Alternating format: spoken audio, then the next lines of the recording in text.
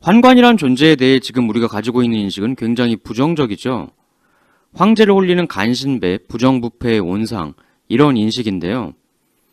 사실 환관이란 제도 자체가 굉장히 끔찍한 인권 탄압이고 당사자분들께는 참으로 거대한 비극이 아닐 수가 없었죠.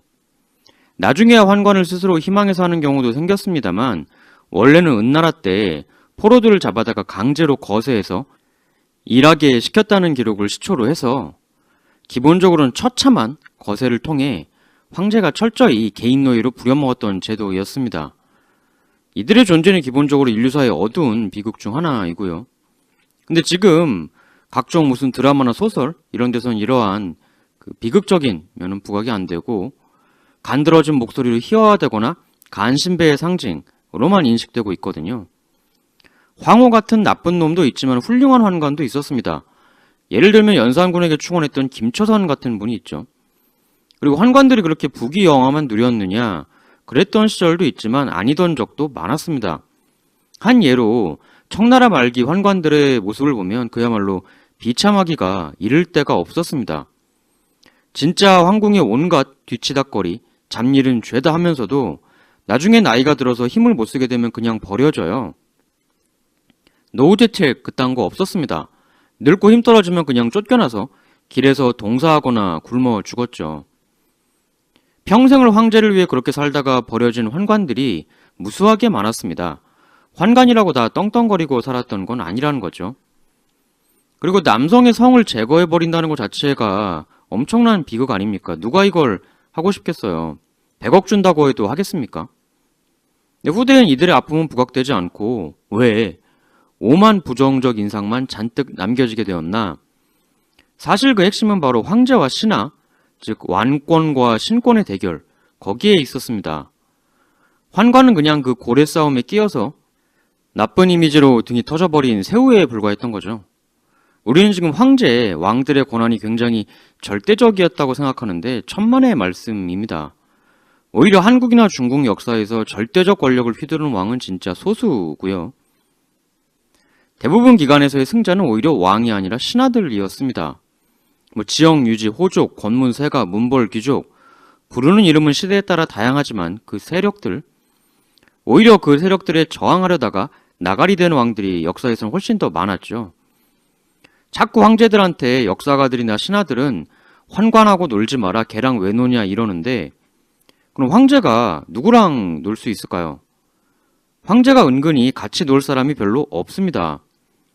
황제가 신하랑 놀 수 있을까요? 쉽지가 않죠. 역사에서 쫓겨난 대부분의 왕들은 대개는 신하들에 의해 쫓겨나고 죽임을 당했습니다. 이성계도 고려의 신하였죠. 왕건도 궁예의 신하였었고요.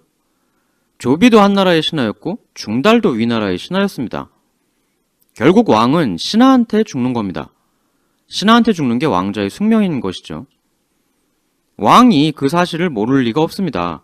왕들 자신이 누구보다 잘 알죠. 마키아벨리 군주론 이런 게 괜히 나온 게 아닙니다. 왕관을 쓰는 순간 나를 노리는 수많은 숨겨진 칼날에 둘러싸이게 된다. 그럼 신하들은 왜 그렇게 호시탐탐 왕을 노리냐? 본인들의 기득권을 계속 지키기 위해서죠.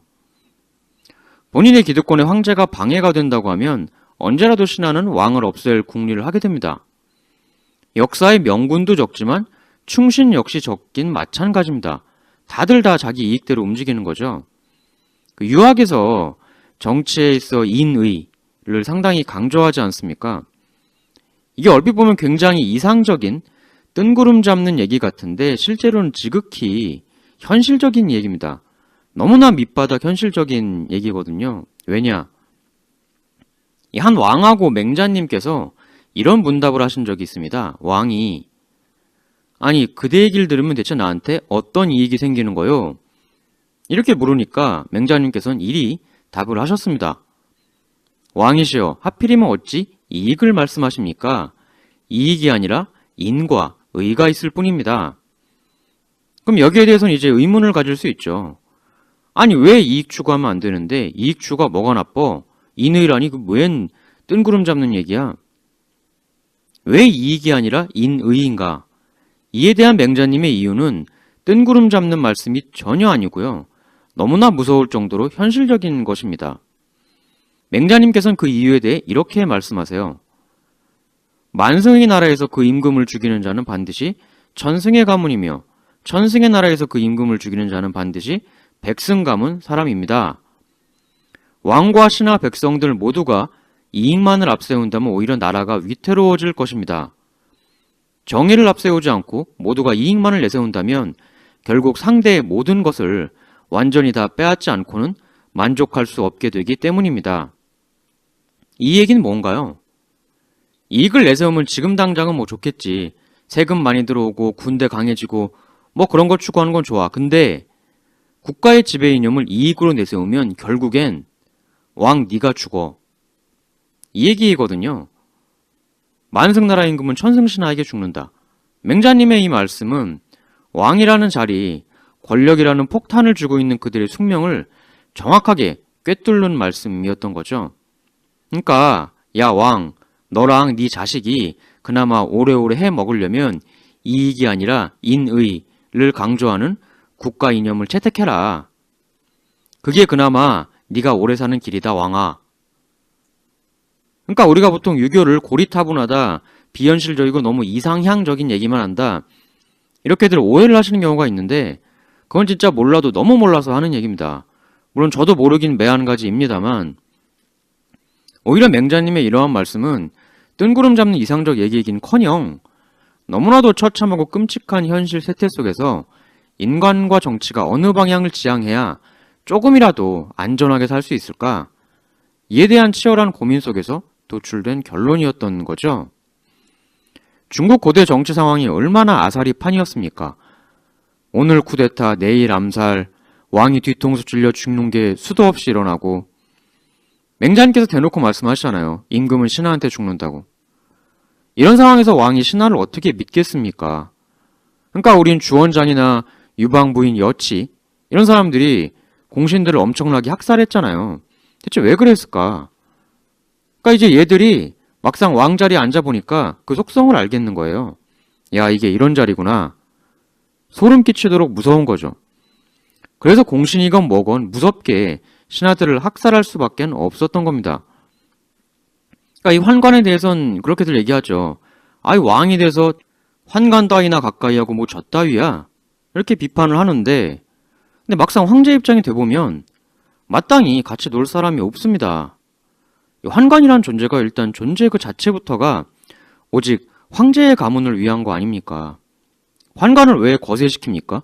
황제 혈통 보호를 위해서죠.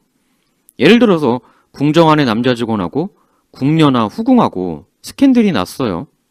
스캔들 나는 건 나는 건데 사실 문제는 그 이유죠. 만일 그렇게 스캔들로 애가 하나 만들어졌다 이거예요. 근데 그게 까딱하면 그 애가 황제가 돼버릴 수도 있는 거잖아요. 당신은 유전자 감식 기술이 없으니까. 실제로 역사에서 그런 의혹의 왕들이 많이 있었죠. 왕이 되긴 됐는데 걔가 아버지 씨가 아니라는.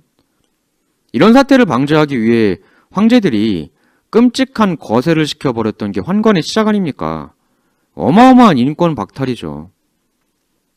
그러니까 이 환관은 여타 다른 신하들하고는 달라요. 황제에게 다른 신하들이야 뭐 자기 지방 내려가면 호족으로 떵떵거리고 때에 따라선 뒤통수도 치고 하지만 이 환관들은 철저하게 오직 황제를 위해서 자신의 가장 소중한 것을 내버린 존재들 아닙니까? 여러분이 만일 황제라면 이런 신하하고 자신의 너무 소중한 걸 난류에 버린 환관 둘 중에 누가 더 믿음이 가겠습니까? 환관이라는 존재가요 하는 역할이 의외로 굉장히 광범위합니다. 실제로 환관들은 24시간 황제하고 붙어있다 해도 과언은 아닌 존재였습니다. 밥 먹을 때도 옆에 있고요. 당연히 밥에 독이 없나 음식 이상 없나 미리 한번 먹어보는 역할 수행을 환관이 하기도 했고 또 황제가 밤에 암살당할 수도 있기 때문에 황제하고 잠도 같이 자는 경우도 있었습니다. 제가 실제로 학교 다닐 때 역사 선생님께 들은 얘기인데요. 환관들이 황제가 후궁이나 와이프하고 관계를 맺을 때 그 과정을 지켜보기도 했다고 합니다. 사실 이것도 그럴 수밖에 없는 게 황제랑 관계 가진 여자가 갑자기 황제를 시해할 수도 있는 거잖아요. 경호 차원에서 당연히 지켜볼 필요가 있었던 거죠. 그러니까 환관은 그야말로 오직 황제의 안위, 편안함을 위해서만 존재하는 그런 사람들이었다. 이렇게 볼 수가 있습니다. 이러니 황제가 환관을 신뢰할까요? 안 할까요? 할 수밖에 없죠. 목숨 걸고 24시간 자기 지켜주고 돌봐주는 사람인데 그 와중에 농담 따먹기도 하고 이런저런 사는 얘기 얼마나 많이 하겠습니까? 인간적 교분이 안 생길 수가 없죠. 예를 들면 이런 거죠. 어떤 신하 하나가 있는데 요새 황제 자기한테 하는 행동이 영 좀 맞득지가 않단 말이에요. 그럼 이제 왕이 이러는 거죠. 밥 먹으면서 야 오늘 치킨이 뭐 이렇게 질기냐? 이런저런 얘기 하다가 야 근데 대신 누구누구 걔 저거 좀 요새 이상한데? 나랑 왕자리 경쟁했던 내 동생 걔랑 자꾸 왕래하는 것 같아.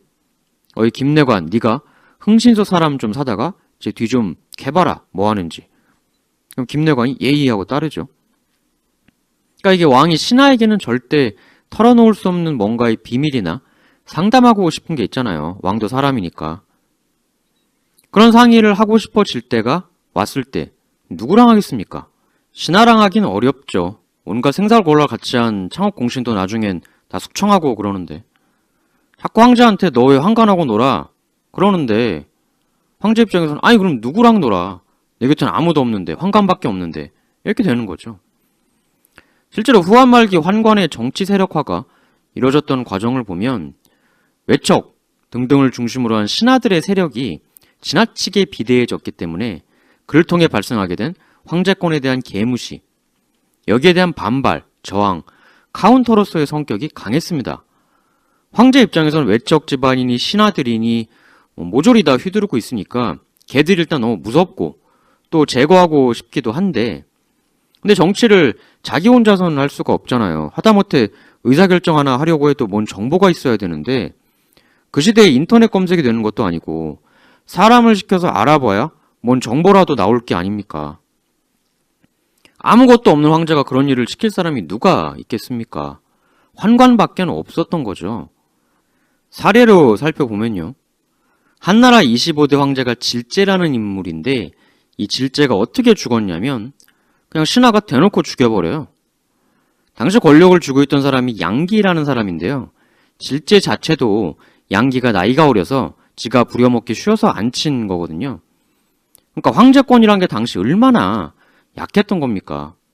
근데 이 양기는 지가 질제를 세워놓고 질제가 의외로 좀 똑똑한 것 같으니까 야 이거 나중에 얘 크면은 주무르기 힘들어질 수도 있겠다 싶어가지고 그냥 황제한테 밑도 끝도 없이 떡에 독을 넣어서 먹으라고 줍니다. 황제가 이거 먹고 떡이 좀 이상하단 말이죠. 그래서 괴로워하면서 물 좀 달라고 막 요청을 했는데요.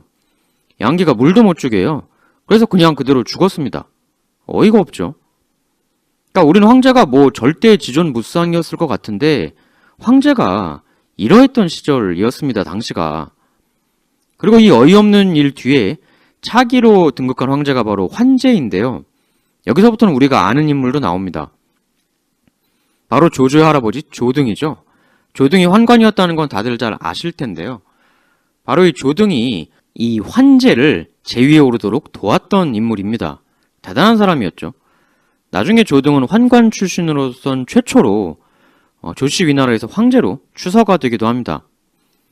사실 이것도 삼국지 여러 스토리를 이끄는 백그라운드 동력 중에 하나인 건데 이 조조가 환관 집안이었던 거잖아요. 조조 안티파들의 상당수는 바로 조조의 이 집안을 문제 삼는 소위 청류파들이었죠. 이것도 다 따지고 보면 공명의 북벌, 그 동력하고도 연관이 닿아 있는 부분입니다.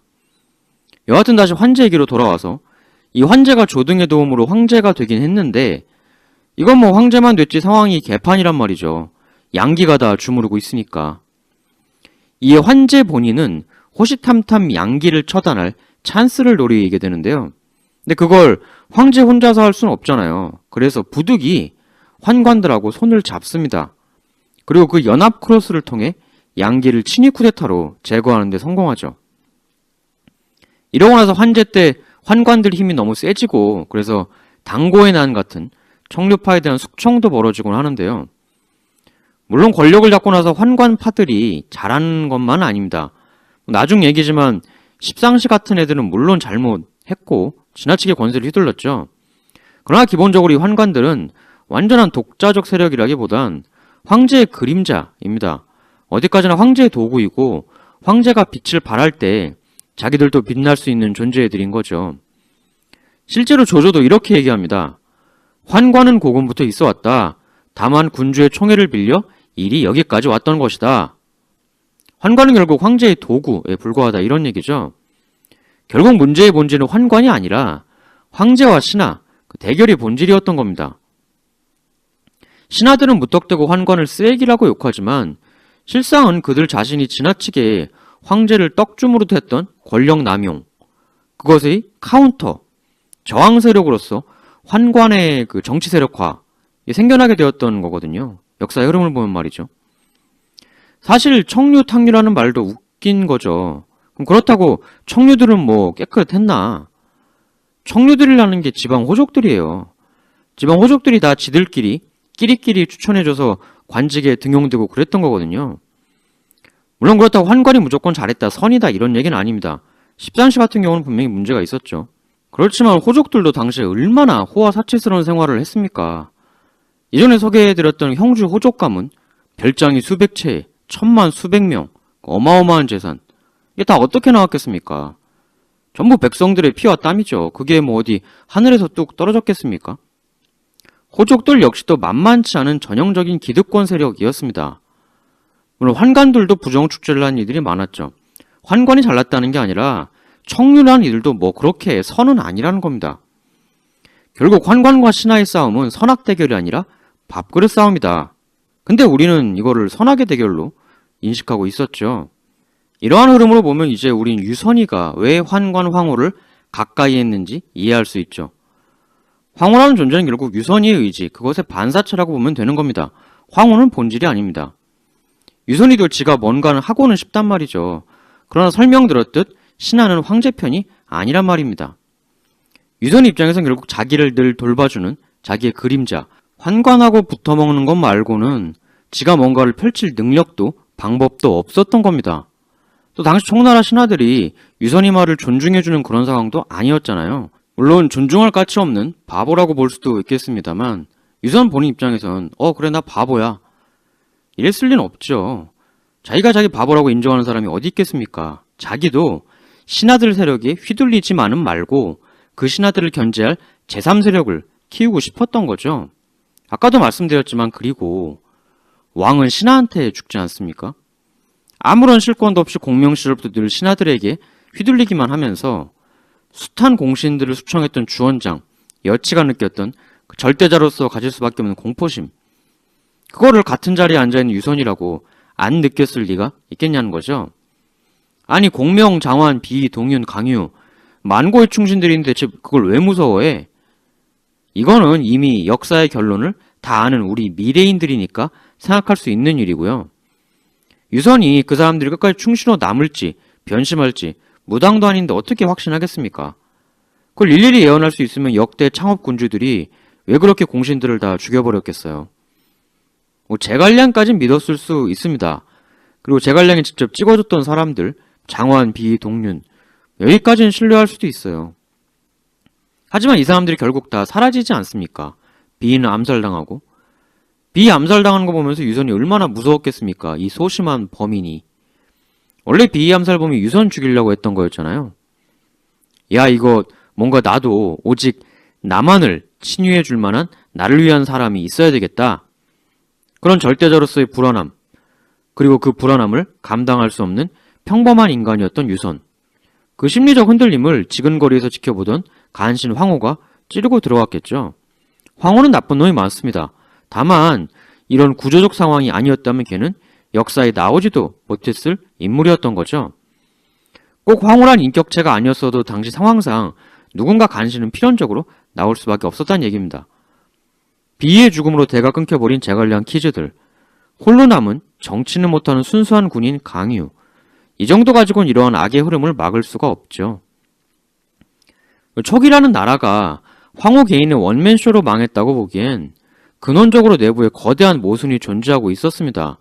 당시 촉에는 어떤 세력이 있었습니까?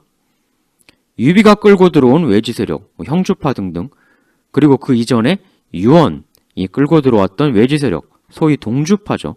그리고 익주에 원래부터 있었던 토착 세력, 셋이 있었죠. 문제는 이 셋의 뜻이 하나로 모일 때는 괜찮은데 조금만 핀트가 어긋나면 바로 아사리판이 날 수밖에 없는 구조였거든요. 이렇게 총 내부가 언제라도 각자 도생, 아수라장이 될 수 있다는 걸 유비가 알았기 때문에 최고의 정치력을 가진 공명에게 내정의 전권을 넘길 수밖에 없었을 겁니다. 애당초 촉은 카리스마 있는 강력한 리더십 없이는 유지가 도저히 될 수 없는 구조였습니다. 어떻게 보면 공명이 죽고 촉이 30년이나 버틴 것도 용한 일일 수도 있어요.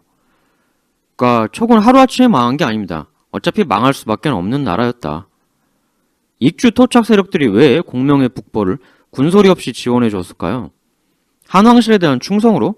당대 사람들이 정말 한실에 대해 그렇게 충성스러웠을까요? 충성심이 있는 시대에 그렇게 떡매여가지고 황제를 꽥 죽여버립니까? 아니죠. 토착 세력들도 다 계산기 두드린 거죠. 조씨 위나라보단 그래도 유씨한 나라가 더 우리한텐 이득이 된다.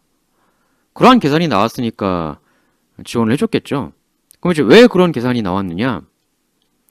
이 조조라는 인물에 대해서 좀 알아야겠죠, 그건.